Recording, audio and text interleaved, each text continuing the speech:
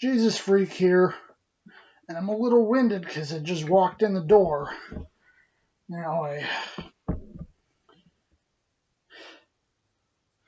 on the way home from church, I grabbed this at Ollies.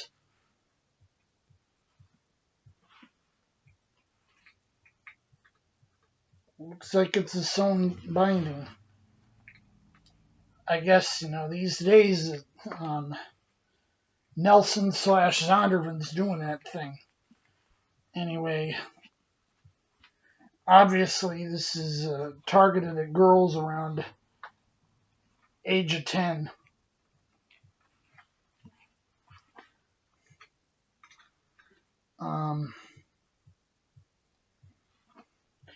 It's called the International Children's Bible, and it's published by Thomas Nelson.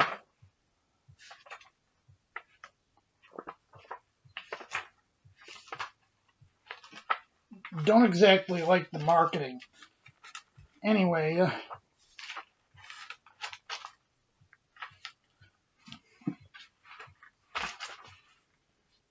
was printed in January 2016 by R.R. Donnelly in China.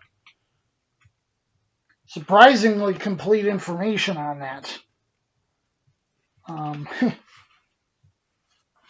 The ICB is the dynamic translation. Now, you kind of have to go dynamic when you're trying to reduce the age level.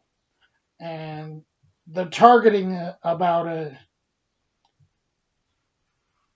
10-year-old age level.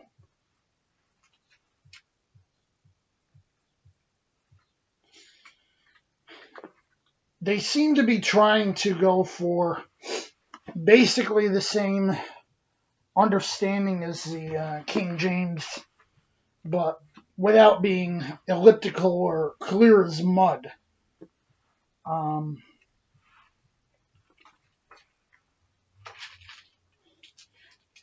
The standard they use to decide what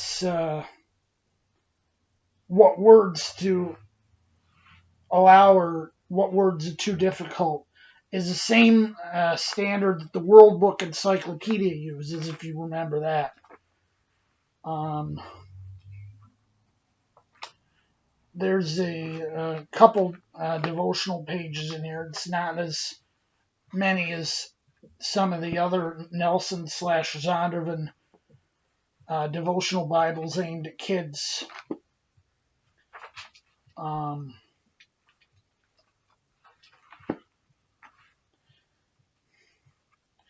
Although they try to keep the translation simple as much as they could, and occasionally result in paraphrase in order to get this.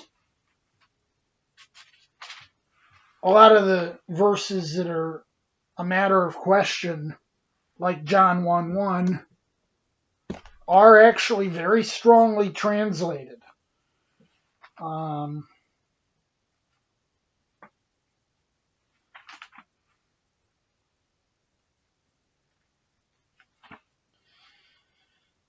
The comma Johanneum is in a footnote. In general, when there's a question about the text, they have opted to include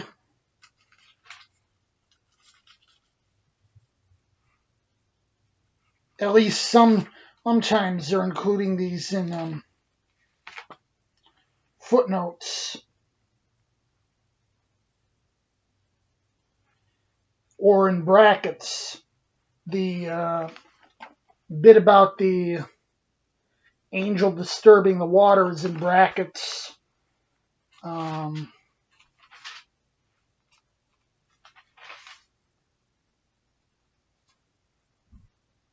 There's a note about the pericope adulterae but no brackets or anything around it. The ending of Mark is handled the same way. There's a note saying some copies end with verse 8, and it just goes on normally. The doxology at the end of the Lord's Prayer is in brackets.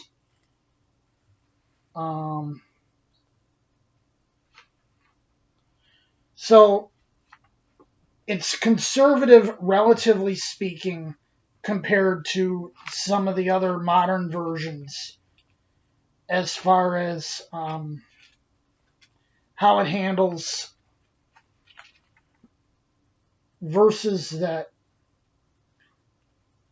the Nestle-Aland text considers dubious.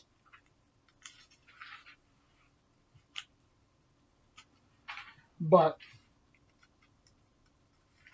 not as conservative, I guess, as the New King James. Surprisingly, it doesn't neuter the language in the epistles. You'll find brothers, brothers, brothers, brothers, as it should be.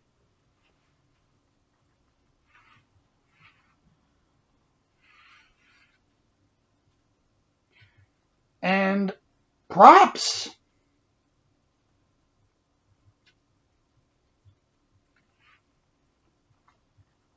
The phrase Lord of Hosts is translated Lord of Heaven's Armies, which I guess it works. It explains it. Interesting thing, the name is not specially capitalized in the Old Testament. It's just written Lord in small letters, just like you would normally write Lord. Numbers are written in Arabic numerals instead of written out, which is kind of a fault, I think.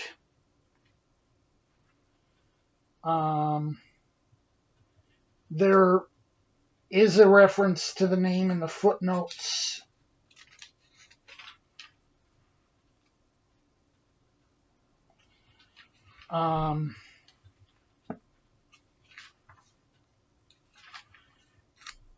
I wouldn't use the name, but that's just my personal opinion.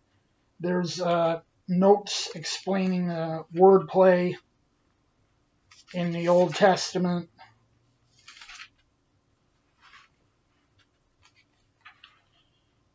Which there's a lot of that.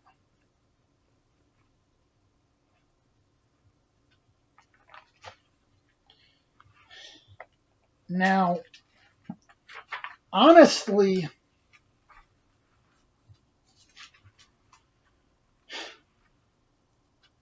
I'm one who'd probably still use the King James for this and for that. But, well, here's a problematic rendering because of their use of paraphrases. They're using descendants here, and the use of the word seed in the singular is theologically important.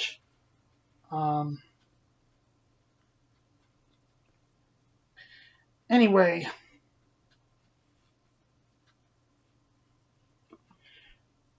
it's not that bad of a translation for what it tries to be, which is to say, a Bible for children. There's worse Bibles you could use for that. I'd actually argue maybe even the New International is worse. So, it's actually not a bad choice, I don't think. I'd probably still recommend, a King James or a New King James. But if that's still too elliptical or too cryptic, it's a pretty decent choice. Anyway, Jesus freak out. Ugh, still winded.